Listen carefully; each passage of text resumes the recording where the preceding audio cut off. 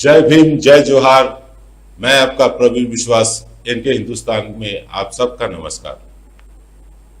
कुछ दिनों पहले पश्चिम बंगाल में पंचायती चुनाव हो चुका और जाहिर है सबसे बड़ा मुद्दा है हिंसा। 41 लोगों का मौत हो चुकी है।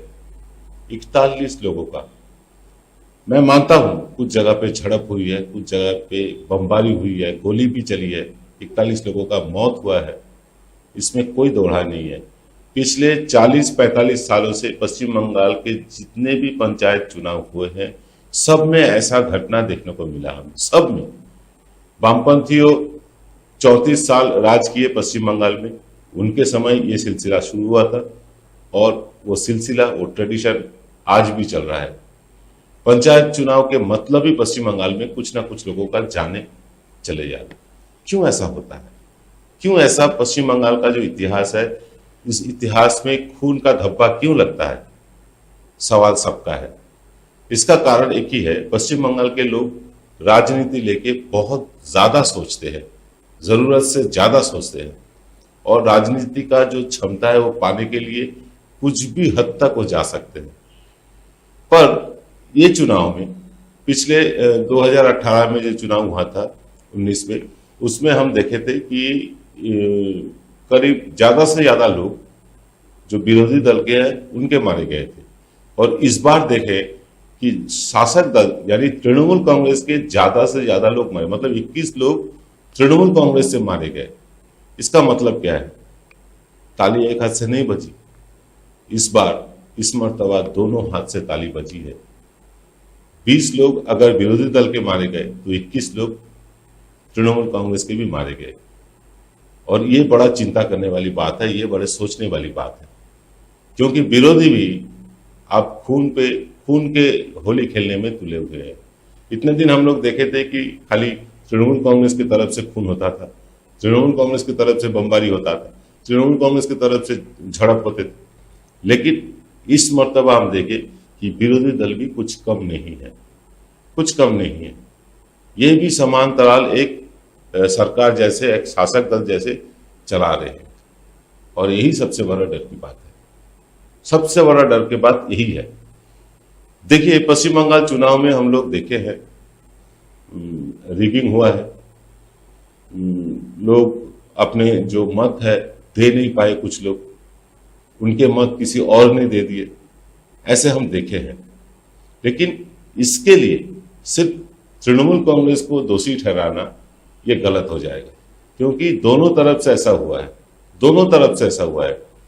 भांगड़ बोल के एक जगह है पश्चिम बंगाल में, भांगड़ छोटा सा जगह है, वहां सबसे ज्यादा गंडगोल का खबर मिला है, क्योंकि वहां के जो विधायक है वो ऐसा एक पार्टी से है जिस पार्टी का नामो निशान पश्चिम बंगाल में पिछले 5 साल पहले नहीं था। हाँ, मैं आईएसएफ का बात कर रहा हूं। आईएसएफ का एकमात्र विधायक नौशाद सिद्दीकी ये भांगड़ से जीत के आए हुए हैं।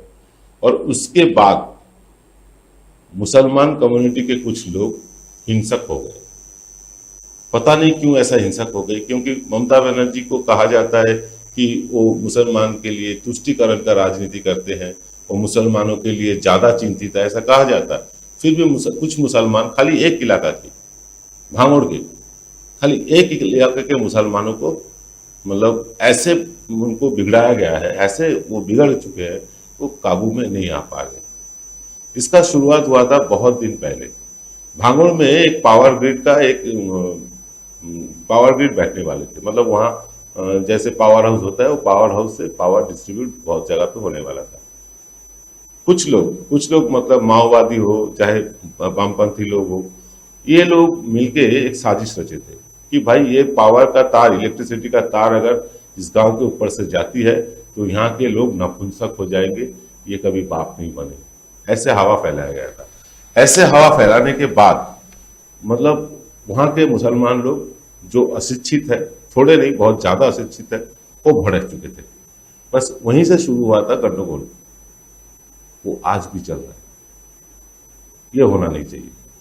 मुर्शिदाबाद अधीर चौधरी का गढ़ बोला जाता है, वहां भी कुछ गड़बड़ का खबर, वहां भी कुछ मारपीट का खबर आए हुए है। लेकिन ओवरऑल देखा जाए 64,000 65,000 बूथ है, उसमें सिर्फ 60-65 बूथों में ये देखने को मिला है। ऐसा गंडगोल हुआ है, छप्पा हुआ है, रिगिंग हुआ है 60-65 बूथों में। मतलब 64-65 हजार बूथ में इलेक्शन हो रहा है, उसमें 60-65 बूथ में गंडगोल होता है। ये भी नहीं होना चाहिए, पर हमारे मीडिया इसको बढ़ा चढ़ा के दिखा रहे, दिन भर दिखाए, चुनाव के दिन भर ऐसा हिंसक घटना दिखाए, हिंसा और बढ़े। मीडिया अपने दायित्व निभाने में नाकाम रहा, ये बात कहने में कोई अत्युक्ति नहीं होगा। मीडिया अपने काम ठीक से नहीं किए। चुनाव के दिन हिंसा भड़कने में मदद किया है उल्टा। बहुत सारे चैनल है जो दिन भर हिंसा का घटना दिखा के, और बातचीत तो छोड़ ही दीजिए, एंकर लोगों का बातचीत सुनकर लगता है कहीं झगड़ा हुआ है, युद्ध चल रहा है। तो ऐसे पश्चिम बंगाल का हिंसा जो है वो बढ़ावा दिया गया। राज्यपाल पश्चिम बंगाल के जो राज्यपाल है सीवी आनंद बोस, उन्होंने भी एक तरफा काम किए, एक तरफा लोगों के बातें सुने, एक तरफा मीटिंग किए। किसके साथ? जाहिर है भारतीय जनता पार्टी के साथ। ये लोगों को पसंद नहीं आया। इसके बावजूद भी इतना हिंसक हुआ है, इतना हिंसा हुआ है, 21 लोग मारे गए तृणमूल कांग्रेस के, फिर भी सबसे ज्यादा सीट लेके सुप्रा साफ कर दिया भारतीय जनता पार्टी का ममता बनर्जी के दल, ममता बनर्जी, अभिषेक बनर्जी। इसीलिए पश्चिम बंगाल में जैसे तैसे जिनका 18 सीटें थी लोकसभा चुनाव में, अभी घट के कम हो गए एक, तो जो 18-17 सीटें पश्चिम बंगाल में भारतीय जनता पार्टी के थे 2018 के चुनाव में, वो जैसे तैसे ये 18 तो पाना चाहते ही है। अमित शाह लक्ष्य जो है वो बांध दिया है, लक्ष्य है 42 में से 35 सीट उनको चाहिए, ऐसा उन्होंने कहा है। पर अभी का जो हाल है, अगर इस हाल में चुनाव होता है, आज के दिन चुनाव होता है, बीजेपी पश्चिम बंगाल से 5 से 6 से ज्यादा सीट लेके जा नहीं पाएगा।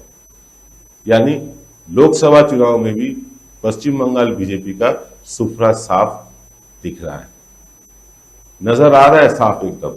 क्योंकि यहाँ जो तृणमूल कांग्रेस के जो नेतृत्व है, अभिषेक बनर्जी बोलिए, ममता बनर्जी बोलिए, और सारे जितने नेतृत्व है, ये मिट्टी के साथ जुड़े हुए हैं।